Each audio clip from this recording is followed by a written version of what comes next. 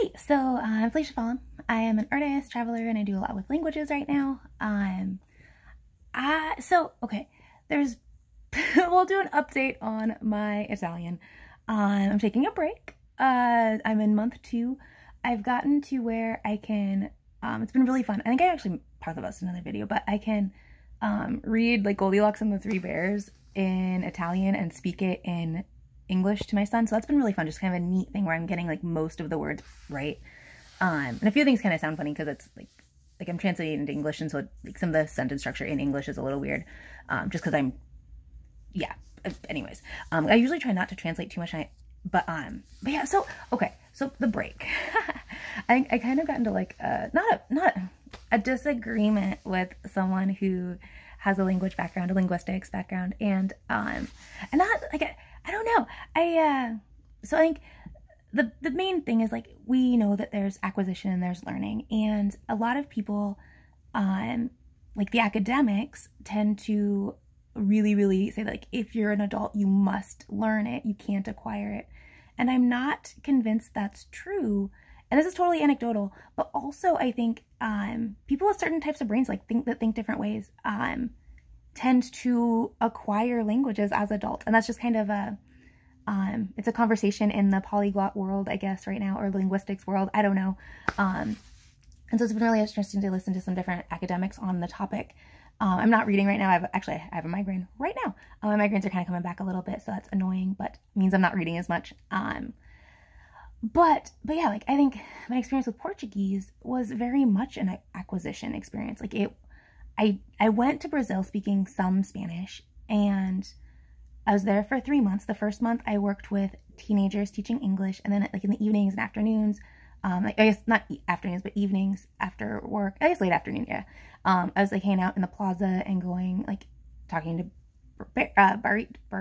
waiters and like waitresses. I was gonna say barristers. And I was like, that's not right. That's, oh my goodness, yeah, that's what my brain's like when I have a migraine. But and then the second month I went to that was in Joinville, and then I went to Brasilia and taught art with a group of artists. I stayed at different houses.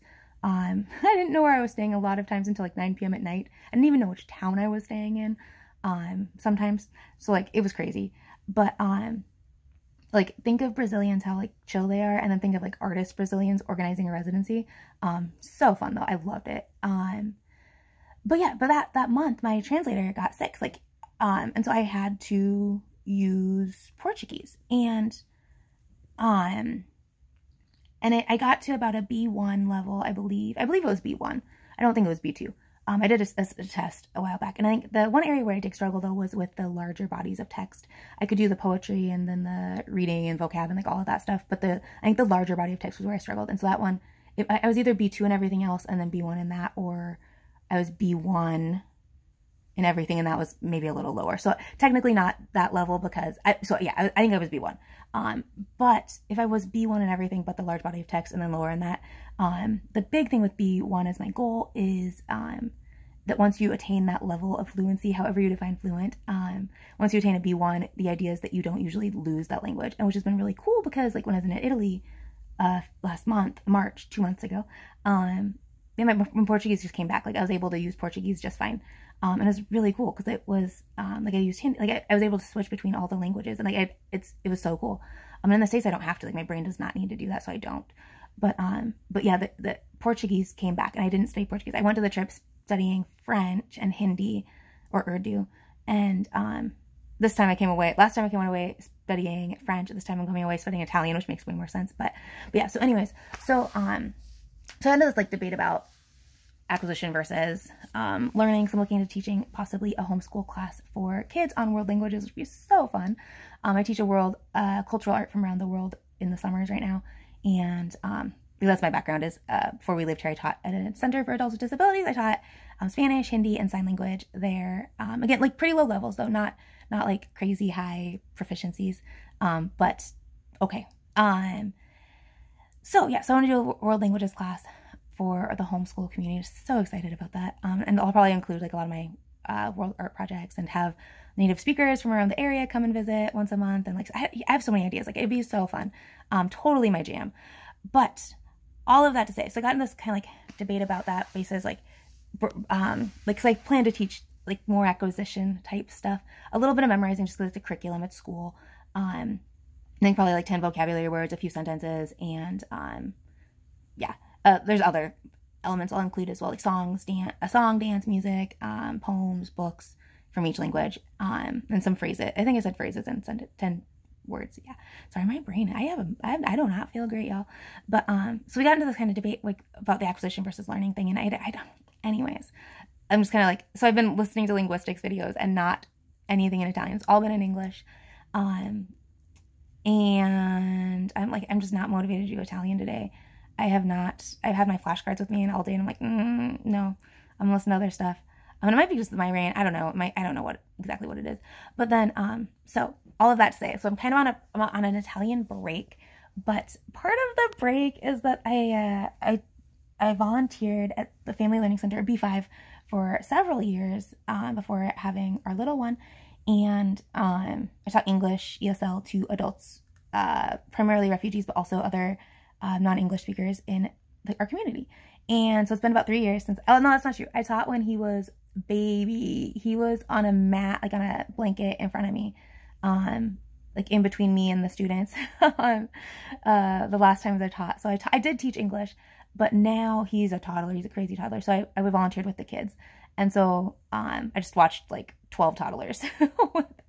crazy international toddlers. But